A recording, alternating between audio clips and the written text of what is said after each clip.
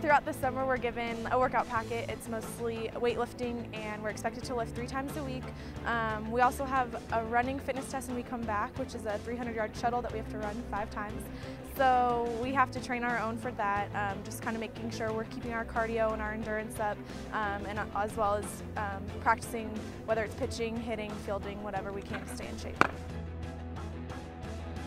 Those of us that are still in Logan for the summer or for the first part of summer, we usually get together, we lift together, hang out, just because there's a lot less of us throughout the summer. But then there's a lot of us who are from California, so when we go home, we often see each other, hang out. We're also planning on kind of doing a little retreat once we come back. We're going to come back like a week early and just kind of go up to Bear Lake as a team without the coaches and just kind of welcome all the 11 newcomers that we have this year and get excited and get ready for the season.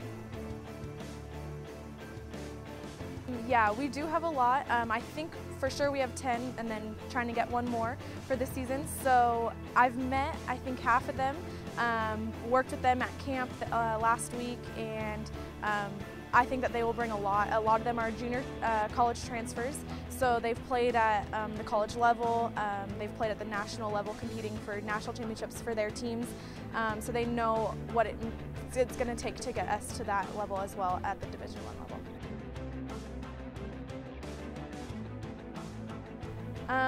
One of the goals that we had for last season was to finish top half of conference, and we finished tied for 5th, so coming from the year before, that was a huge jump. I think this next year we know what it takes to compete with San Diego State, Fresno State, even San Jose, the top of the conference, and we know what we need to do to win the conference and ultimately go to regionals, which is the goal, and go to postseason for next year. Going in as a senior, my goal is just to leave with a bang. I came in not really knowing how much I was going to play, where softball was going to take me or anything, and with our new coaching staff, Coach Johnson, Coach Sy, and Coach Smurthwaite, I think that I just want to leave Utah State knowing that I left my mark here and I left everything I can do to build this program and just watch them grow even years after.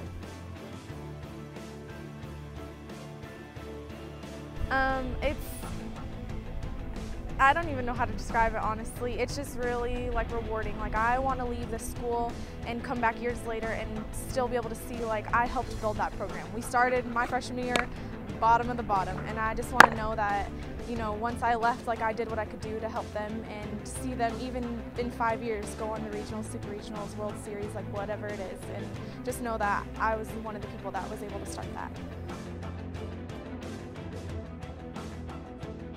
Looking at Utah State when I was being recruited, hitting was one of my biggest points. When I would go on visits and things, I would ask the coaches, can I hit as a pitcher? Because a lot of coaches don't allow that.